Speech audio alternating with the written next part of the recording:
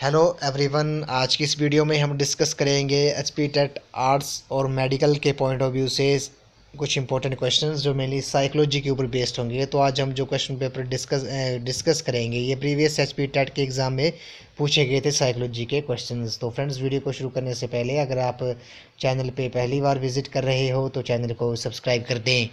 तो friends, video को शुरू करते हैं। तो पहले प्रश्न में बोला गया कि डैश बच्चों पर किए गए अध्ययन बुद्धि में वातावरण की भूमिका को दर्शाते हैं। तो इस क्वेश्चन का जो राइट आंसर है वो आपका जुड़वा और गोद लिए बच्चों पर किए गए अध्ययन जो है वो बुद्धि में वातावरण की भूमिका को दर्शाते हैं।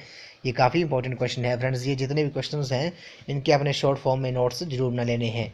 अगला प्रश्न है, इसमें बोला कि अनाथ बच्चों की कम बुद्धि लब्धि का एक कारण है। तो जो अनाथ बच्चे होते हैं उनकी जो कम बुद्धि लब्धि यानी कि आईक्यू कम होता है, इसका एक कारण क्या है? ये आपका वंचित वातावरण जो है इस क्वेश्चन का राइट आंसर हो जाएगा। अगला है, स्पेयरमैन के अनुसार बुद्धि के दो कारक कौन कौन से हैं? तो स्पेयरमैन के अनुसार जो बुद्धि के दो कारक हैं वो आपके सामान्य और विशिष्ट हैं। कौन है? सामान्य और विशिष्ट जो हैं वो आपके स्पेयरमैन के अनुसार बुद्धि के दो कारक हैं। अगला है, बुद्धि के 7 प्राथमिक मानसिक योग्यताओं के सिद्धांत के प्रतिपादक कौन है? तो बुद्धि की जो 7 प्राथमिक मानसिक योग्यताओं के सिद्धांत के प्रतिपादक आपके थर्स्टन है। काफ़ी इंपॉर्टेंट ये क्वेश्चन है। अगला है, गार्डनर के अनुसार बुद्धि डैश आयामी है। तो गार्डनर के अनुसार बुद्धि क्या है? ये आपकी बहुआयामी है। अगला प्रश्न है, गार्डनर के अनुसार बुद्धि के डैश प्रकार है। तो होवार्ड गार्डनर के अनुसार बुद्धि के कितने प्रकार हैं? ये आपके 8 प्रकार हैं। काफ़ी इंपॉर्टेंट क्वेश्चन है। अगला प्रश्न है, एरिक्सन का किशोरों के लिए विकासात्मक कार्य है। तो पहचान निर्माण जो है वो आपका एरिक्सन का किशोरों के लिए एक विकासात्मक कार्य है।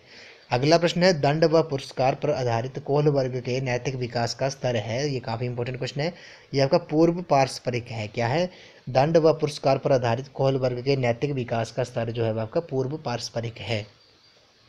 अगला प्रश्न है, द इंटरप्रिटेशन ऑफ ड्रीम्स के लेखक कौन है? ये इंपॉर्टेंट क्वेश्चन है। द इंटरप्रिटेशन ऑफ ड्रीम्स पुस्तक के जो लेखक हैं वो आपके सिगमंड फ्राइड हैं। कौन है? फ्राइड जो है वो आपके इस क्वेश्चन का राइट आंसर है। अगला प्रश्न, मानवतावाद बल देता है। तो किस पे देता है? ये आपका इसमें को बल देता है। अगला है, व्यवहार को की व्याख्या में सूचना प्रक्रमण को आधार बनाया गया है। तो व्यवहार की व्याख्या में सूचना प्रक्रमण को आधार बनाया गया है संज्ञानात्मकतावाद का। अगला प्रश्न है, अधिगम शिक्षण प्रक्रिया के केंद्र में डैश है। तो शिक्षण प्रक्रिया के केंद्र में क्या है? ये आपका अध्ययन है। अगला प्रश्न है, मनोविश्लेषणात्मकतावाद के अनुसार व्यवहार की उत्पत्ति का आधार है। तो अचेतन प्रवृत्तियां जो है इस क्वेश्चन का करेक्ट आंसर है। मनोविश्लेषणात्मकतावाद के अनुसार व्यवहार की जो उत्पत्ति का आधार है वो आपका अचेतन प्रवृत्तियां हैं। अगला है, विकास प्रक्रिया को प्रभावित करने वाली प्रमुख ग्रंथि है। तो पीयूष ग्रंथि जो है वो आपकी विकास प्रक्रिया को प्रभावित करने वाली मुख्य ग्रंथि है। अगला है, पेवलोव के प्राचीन अनुबंधन प्रयोग में घंटी की आवाज़ है। तो ये आपकी अनुबंधित उद्दीपक है। क्या है? अनुबंधित उद्दीपक जो है वो आपके पेवलोव के प्राचीन अनुबंधन प्रयोग में घंटी की आवाज़ है। अगला प्रश्न है, अपने ही चिंतन के बारे में चिंतन करना क्या कहलाता है? ये आपका परावर्तित चिंतन कहते हैं। अपने ही चिंतन के बारे में चिंतन करना परावर्तित चिंतन कहलाता है। अगला प्रश्न है, पहचान निर्माण किया जाता है। तो पहचान निर्माण जो है आपका किशोर अवस्था में किया जाता है।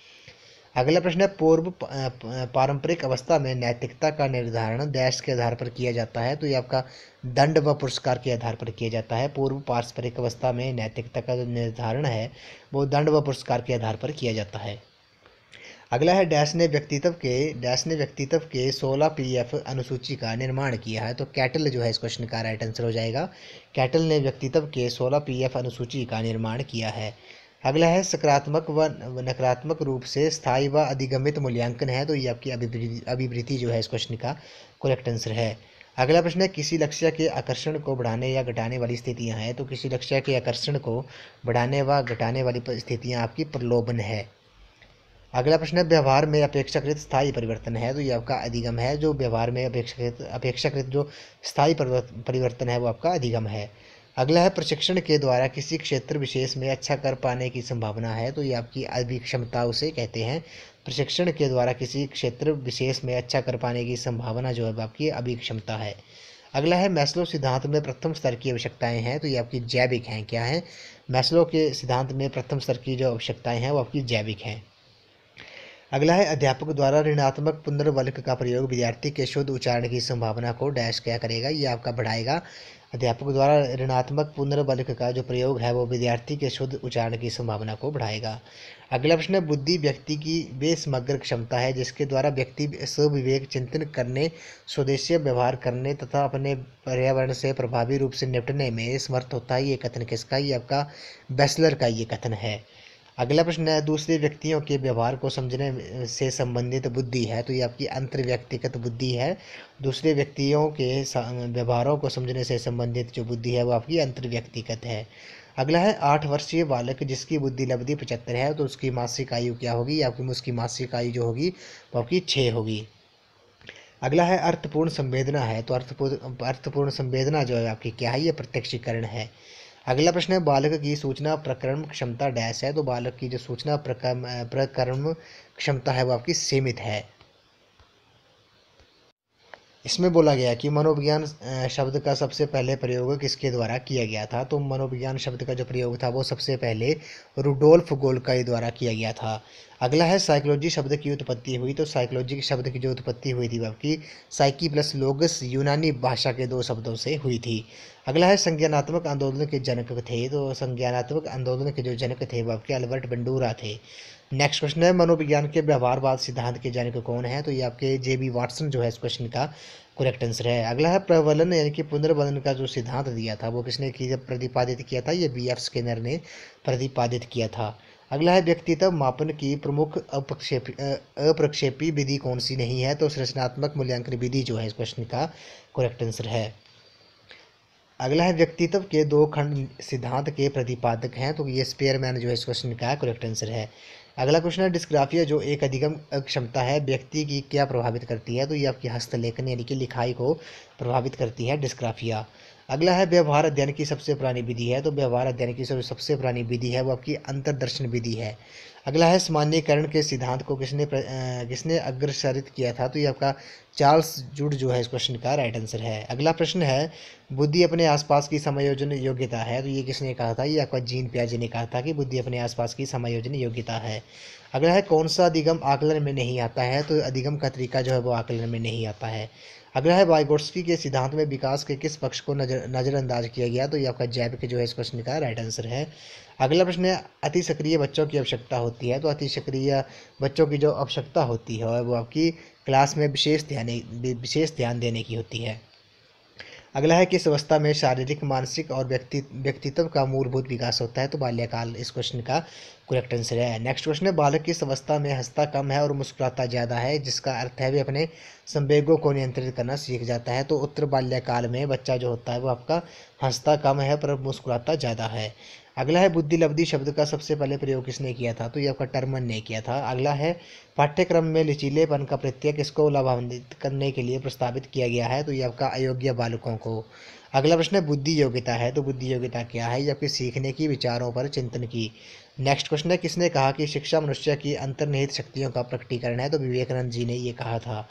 अगला है, ड्राइव रिडक्शन थ्योरी किसने दी? तो ड्राइव रिडक्शन थ्योरी जो थी वो आपकी स्किनर ने दी थी।